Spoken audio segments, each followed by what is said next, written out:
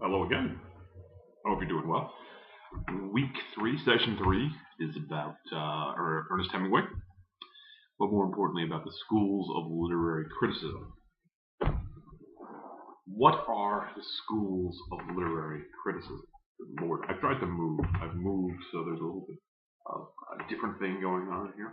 I put on a new sweater, but I still have the same black eye. And so you know, it's the same night as the other courses, so the other movies. Schools of literary criticism. The black eye. How did I get the black eye? It was dark, and stormy night, and in the distance there was a man. The schools of literary criticism are highly important for what we do. Schools of literary criticism are topics, ways of looking at stories, ways of looking at literature. A school of literary criticism is a way of confining our discussion, a way of making the discussion stay on a single topic, which is extraordinarily important. When we analyze literature, it's very, very easy to just go about in circles, discuss this, discuss that. I believe that this story, Ernest Hemingway's story, is about gender, men and women, and the difficulties we have. Men are from Mars and women are from Venus. Someone else may think this story is completely about money, that people who are rich have idle time and can get into more difficult moral scrapes than people who are not. Someone else may think this is a story about psychology. And so, how do we have a conversation, the three of us, who think about the story in three different ways? How do we decide, let's talk about one of these things? And that's what the schools of literary criticism do. They tell you when you're searching for your research, when you're looking up people's thoughts about a particular topic, that this is the area that they will be speaking about, this topic that this person is interested in. So this is extraordinarily important for you as a student of literature because, extraordinarily important for you specifically because we'll be writing 3 papers for the course, 2 critical essays, and then finally a research paper, which we'll get into after a bit. But all of those are based on the schools of literary criticism. When you decide that your thesis statement for a piece of literature will include gender, well, then when you're doing your research on that, you of course need to know that that school of literary criticism is called gender study, or what have you. So the schools of literary criticism, which is Appendix A in your book, are highly, highly important for this course, and I'd like to go over them a little bit in depth to perhaps illuminate them a little bit better.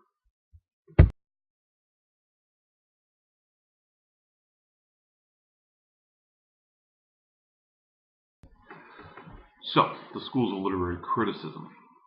You can pick any school of literary criticism for this course that you would like to in order to write your papers about it.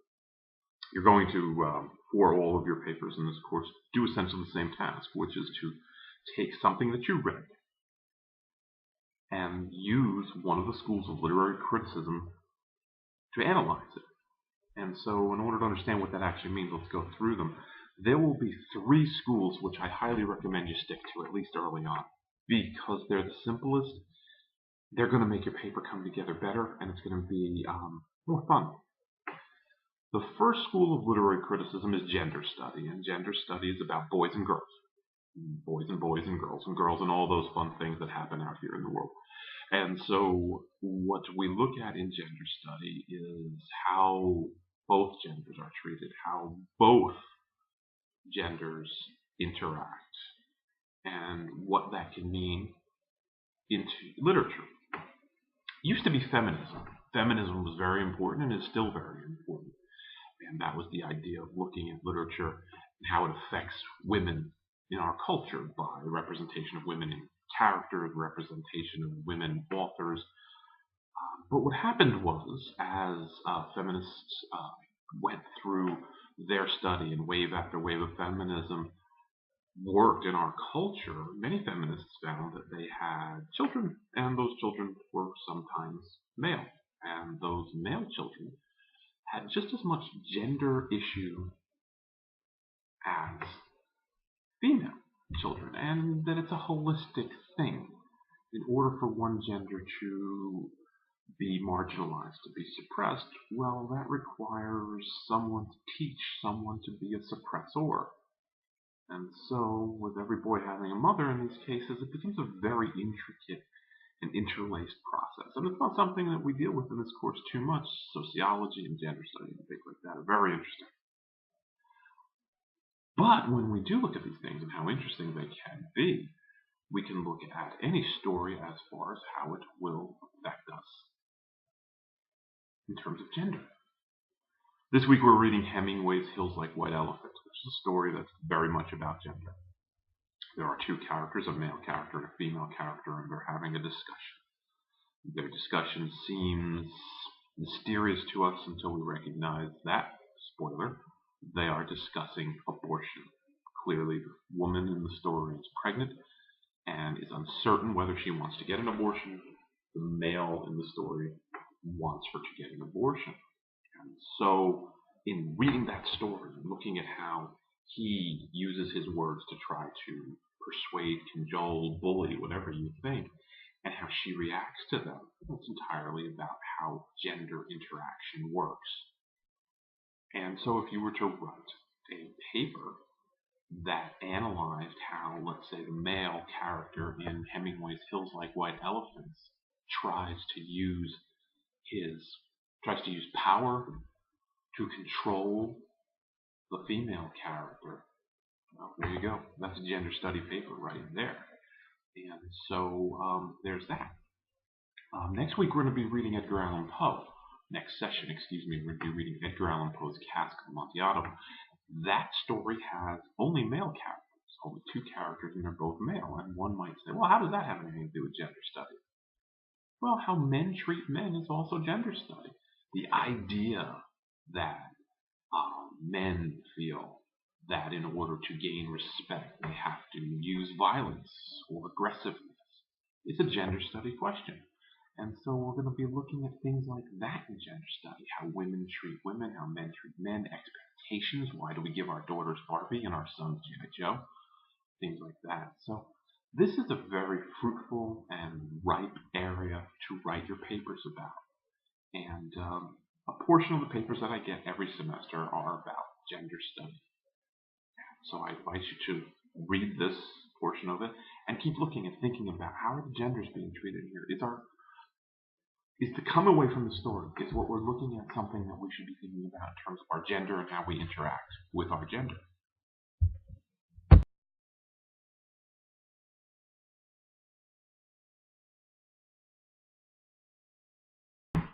The next school that we want to talk about is psychoanalytical criticism, and this is the most popular school for this course or any literature course that I've ever taught. This is the school of literary criticism where I would say at least 75% of my papers come from.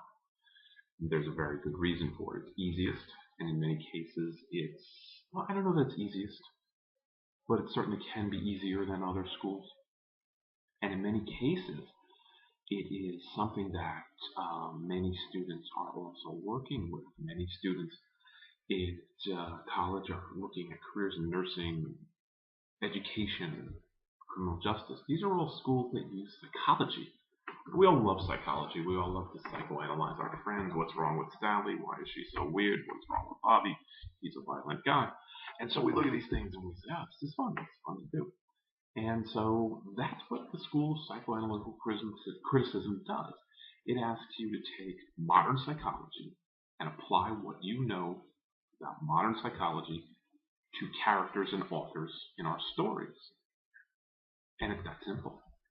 At the end of this course, we'll be looking at Hamlet, who behaves like a crazy person. Why? Is he crazy? What's wrong with him? At the end of a story coming up later on, a story by Charlotte Perkins Gilman called The Yellow Wallpaper, the character also goes crazy.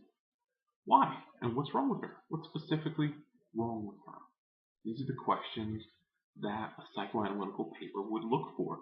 Psychoanalytical papers are easier because the thesis Therefore, the argument fundamentally much simpler. To say that a character is suffering from a specific psychological disorder like bipolar disorder, schizophrenia, borderline personality disorder, is an argument right there. And then once you build that paper, once you come up with that argument, it's very easy to make that paper. To say that Hamlet suffers from bipolar disorder, Hamlet, the character from Shakespeare's play Hamlet, suffers from bipolar disorder, period, is a wonderful thesis sentence.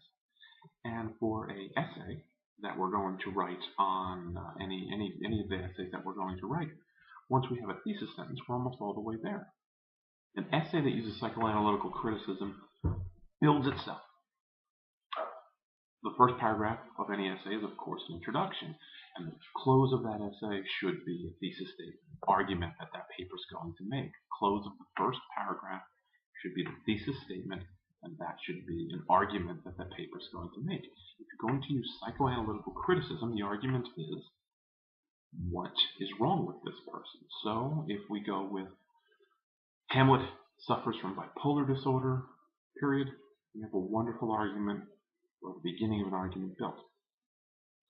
The next paragraph is simple. We have to define a term like bipolar disorder. We can't just assume that the reader understands it. So if we use a really good source, like let's say the diagnostic manual, the DSM-5, used by nursing students, well, now we have a great source that we know is an academically solid source, and that will then give us the list of symptoms that a person with bipolar disorder would probably display. And a list of symptoms also is a list of arguments. So once we have our second paragraph defining bipolar disorder, well, that paragraph should give us a list of symptoms. All we need to do to finish the paper out is to show Hamlet displaying those symptoms in 2, 3, 4, 5 different episodes of the play. Conclude, and the play is done. So the psychoanalytical paper is the easiest one, and it's in many cases the most fruitful one for a lot of students who are looking into one of the humanities, or social sciences, of that sort.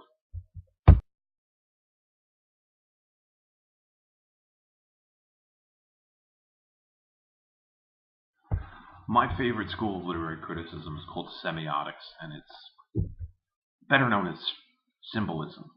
Looking at things that are in the work and trying to find out if that inclusion of that specific item or specific color or specific action is symbolic of something else, a symbol.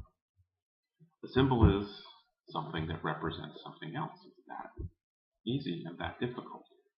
The cross represents everything that has to do with Christianity, whether it's the life of Christ or modern Christianity or misuse of Christianity, or the good Christianity does, or anything. The two simple lines are vast amounts of information. And so when we look at semiotics, we look at things that could be telling us something, things that could be telling us something about the moral of the story, the idea behind the story, the theme behind the story. And this is the most useful school for this week's reading, Hills Like White Elephants. The titles of our stories, Cathedral, Hills Like White Elephants, Cask of Amontillado, The Yellow Wallpaper, they're all things, and those things are usually symbols. A white elephant. Well, what is a white elephant? I recommend that you go to Wikipedia and look up white elephant. If you do, you'll see that a white elephant is an important symbol from the kingdom of Siam. And in Siamese tradition, what happened is the Sultan often had an issue. There was a great deal of wealth in his kingdom, and wealth is never good for a king. Having wealthy citizens always leads to citizens with a lot of ideas. And sometimes if the citizen didn't like the king and he had enough money, he could cause some serious trouble, like raising an army and trying to become king himself. And so wealth is a problem for a king. And so in this kingdom, the king would often have his troops go out and capture an albino elephant. An albino elephant.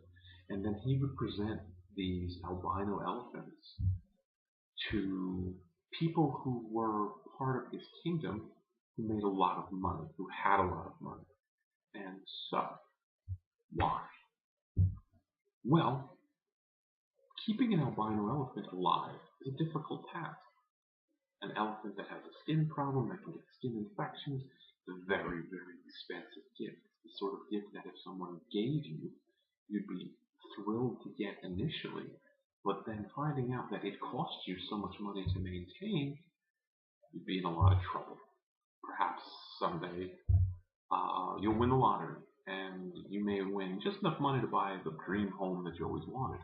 But what about taxes and maintenance? If you spend $10 million on the home's going to become a burden pretty soon. And so a white elephant was that burden. It was the gift that destroys the person who receives it. The Sultan would give the white elephant to someone, and hopefully the money it cost to keep that white elephant alive would make that person no longer a problem for the Sultan. They would lose all their money just trying to keep the white elephant alive. So our story, Hills Like White Elephants, is about pregnancy, and the white elephant is representative of the child. These two characters are not married. These two characters are in a society where they would be highly, highly judged for having had sex before marriage. And the white elephant is that gift that destroys them. While it's a wonderful gift to have a child in your life, if you're not prepared for it, completely changes your life, and in a lot of ways takes away a great deal of things from you. Opportunities and things like that. And so that's what they're talking about in a lot of ways. Both Jig, the female character, and the American, who has no name in the story, they're considering the idea that if they have this child, their lives will be enriched, but will be destroyed at the same time. Feels like white elephants. Well, at least Jig sees that. Jig sees the hills and says they look like white elephants. The American, the man who's trying to convince her to have an abortion, he doesn't seem to see it. And so symbol, knowing all that about white elephants, illuminates so much of this story. But if you didn't know it, the title is meaningless. And so that's semiotics. What is a symbol? What is it talking about? It's a lot to do with mythology, a lot to do with stories, background, things that we may not know about. And so it can be a lot of fun, but of course it requires a lot of research and a lot of writing. So it's another whole issue that we can talk about. And I hope you can see that if we were to look at this, symbols, and look at gender, or look at psychology, it would take us all day to talk about all these different things. And we wouldn't be talking about the same thing ever at all. So we have to pick one school of literary criticism and work with it. The schools of literary criticism are generally broken down into three kinds. And your book tells you those. The emphasis on the receiver, the emphasis on you, the person who read it. There's the emphasis on the source, which is usually the author, and emphasis on the text, which is just what's on the page. And we look at these things in different ways. Emphasis on the source can be really wonderful. Looking at an author's biography, seeing how their life or their culture may have affected what they're writing. But in some cases, who cares? As we saw what John Green said in session 2, sometimes author intention is valueless. Sometimes it can be valuable. So it can be very, very interesting, schools of literary criticism. We will continue to talk about them throughout the course, but please make sure you read that portion carefully and think about how to apply these to the readings. It's not enough to know the plot, the character, or the setting about a story that you read. You have to have an argument about what that story is saying, why, what's it going to say to us. And I hope that this little conversation makes that a little bit clearer.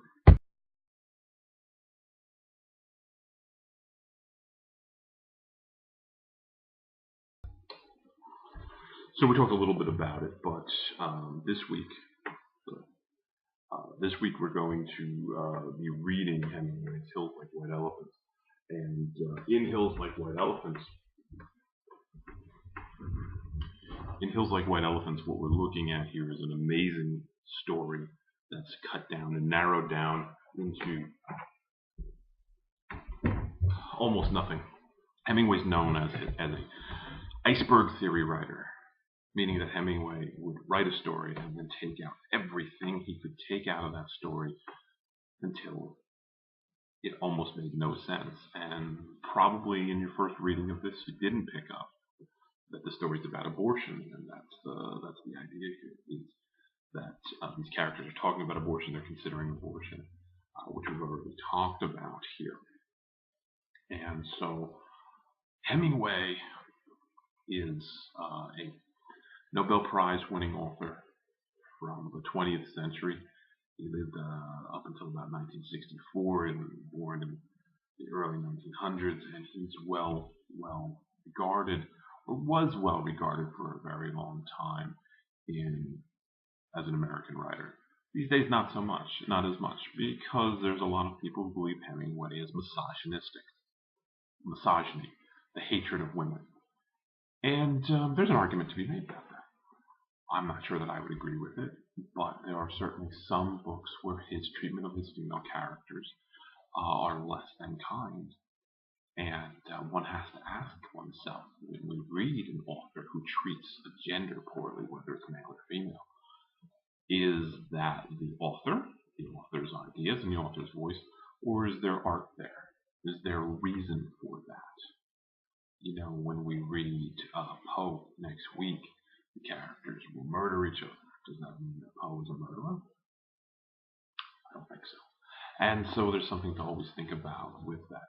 In Hemingway's stories, Hills Like White Elephants, as we talked about earlier, it's about the decision, the power struggle between a man and a woman to have an abortion. And when we look at it, we look at a lot of the different things. One of the things that intrigues many students is the drinking.